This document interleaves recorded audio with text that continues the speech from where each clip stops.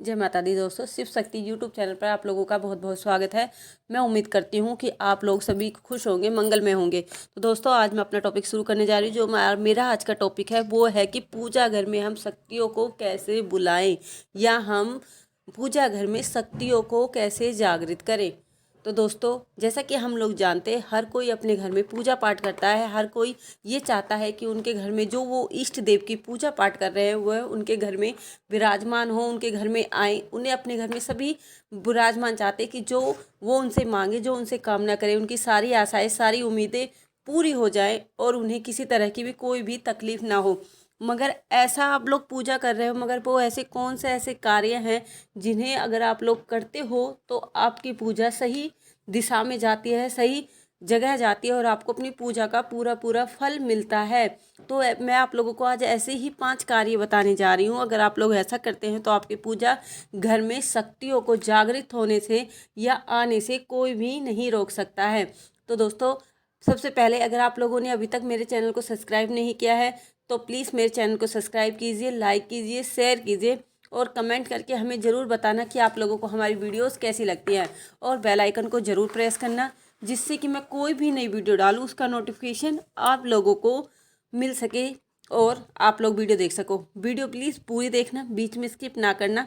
कहीं ऐसा ना हो कोई इंपॉर्टेंट पॉइंट आपसे छूट जाए और आप कल बोलो कि मैम मैं आपने माता जी बताया था पर हमारा वो काम तो हुआ ही नहीं। तो दोस्तों, चलो मैं अपनी वीडियो शुरू करती हूँ। सबसे पहले, पूजा का एक समय होना चाहिए। हर किसी काम का अगर आप एक समय निर्धारित कर लेते हो तो उस काम को पूरा होने से कोई नहीं रोक सकता। क्योंकि समय को निर्धारित करना मतलब डिसिप्लिन में रहना। एक समय बहुत इम्पोर्टेंट रोल निभाता है हमारी पूजा में। हमारी किसी भी सफलता के पीछे समय बहुत इम्पोर्टेंट है। अगर आप किसी चीज़ को अपना समय दोगे तो वो चीज़ भी आपको उसका फल ज़रूर देगी। उसी प्रकार जब आप लोग पूजा करते हो तो पूजा में भी आपको समय का महत्व को समझना चाहिए। जैसे कि सुबह पूजा करने का ब्रह्म मुहूर्त होता है 4 से 8 बजे के बीच और शाम को आप 6 से 7 बजे के बीच पूजा कर सकते हो।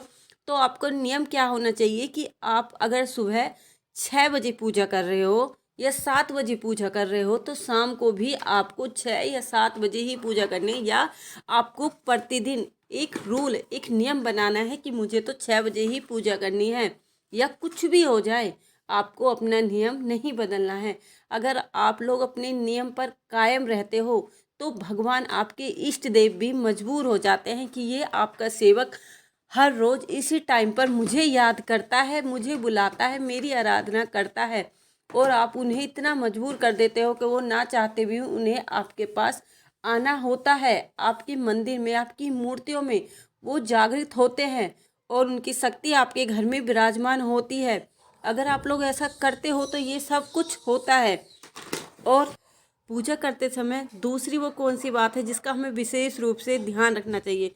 पूजा किसी भी देवता की या किसी भी की करो, अपने घर को पवित्र रखना चाहिए, अपने घर को साफ सुथरा रखना चाहिए।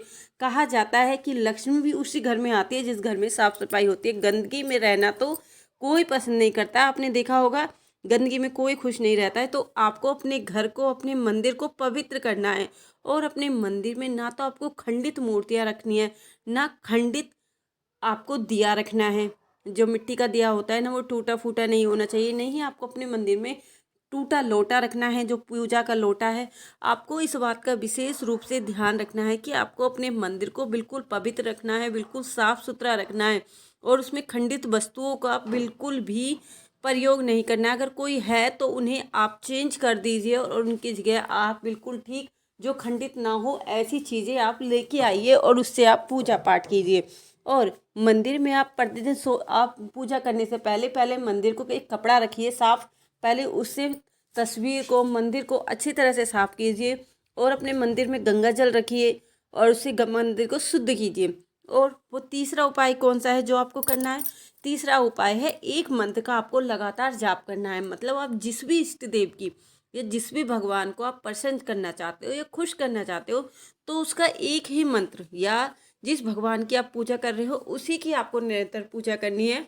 तो आपके मंदिर में उस भगवान की साक्षात जागृत होंगी उनकी शक्तियाँ और वो आपके घर में, आपके मंदिर में जागृत होंगी और आपकी मेहनत का फल देंगी। ऐसा नहीं आज आपने भगवान भोलेनाथ की पूजा की और कल 1 महीने 2 महीने आपने पूजा करने के बाद आपने वो पूजा छोड़ दी और आपने अगले भगवान को पकड़ लिया कि अब तो मेरे ये भगवान है, अब तो मैं इन्हीं की पूजा पाठ करूँगी। ऐसा कभी नहीं करना चाहिए। ऐसे करने से कभी भी आपकी पूजा सफल नहीं होती है। पूजा सफल होने के लिए आपको मेहनत करनी होती है, आपको एक लगन की ज़रूरत होती है और आपको ये निरंतरता ये रखनी होती है कि आपको एक ही मंत्र, अगर आपको एक मंत्र सिद्ध करना है तो आपको लगातार ही उसका जाप करना पड़ेगा। 1 या 2 दिन में आप किसी मंत्र को सिद्ध नहीं कर सकते हो। आपको उसके लिए प्रॉपर मेहनत करने की ज़रूरत होती है। तो दोस्तों, आपको इस बात का विशेष रूप से ध्यान रखना है। अगर आप भी अपने घर में शक्तियों या अपने पूजा घर में शक्तियों को जागृत करना चाहते हो तो आपको एक मंत्र को पहले सिद्ध करना होगा, फिर उसके बाद किसी दूसरे मंत्र को आपको जाप करना शुरू करना चाहिए। और क्या करना चाहिए, आप जब भी पूजा पर बैठो आपको धरती पर नहीं बैठना है। आपको पूजा करते वक्त हमेशा आसन का प्रयोग करना है, क्योंकि ऐसा कहा जाता है शास्त्रों में कि अगर आप लोग पूजा करते वक्त आसन का प्रयोग नहीं करते हो तो आपकी पूजा का फल धरती माता को चला जाता है। तो इसलिए आपको पूजा करते वक्त आसन का प्रयोग करना चाहिए। पूजा करते वक्त कुशा का आसन, किसका आसन, कुशा का आसन सबसे बेस्ट बताया गया है, सबसे अच्छा बताया गया है। इसलिए हो सके तो आपको पूजा के टाइम कुशा के आसन का प्रयोग करना चाहिए। जैसे कि आप भगवान हनुमान जी की पूजा करो तो आपको लाल कुशा का आसन का प्रयोग करना चाहिए। और अगर आप माता काली जी की पूजा पाठ कर रहे हो तो आपको काले कुशा के आसन का प्रयोग करना शुभ माना जाता है। ऐसा कहा जाता है, ऐसे करने से माता रानी खुश होती है। और आप लोगों को क्या करना है, आपको अपनी पूजा में एक निरंतरता लानी है। ऐसा नहीं कि आज आपने एक माला जाप की तो कल आपने सोचा, कल आपने नियम बनाया कि मैं रोज 2 माला जाप करूंगा या 3-5 माला जाप करूंगा, पर आपने क्या किया, आज एक किया, अरे यार एक रहने दो, कल मैं दोबारा एक की जगह में 2 कर लूंगा। नहीं, ऐसा नहीं। अपने नियम को प्रॉपर रखो, कंटिन्यू रखो।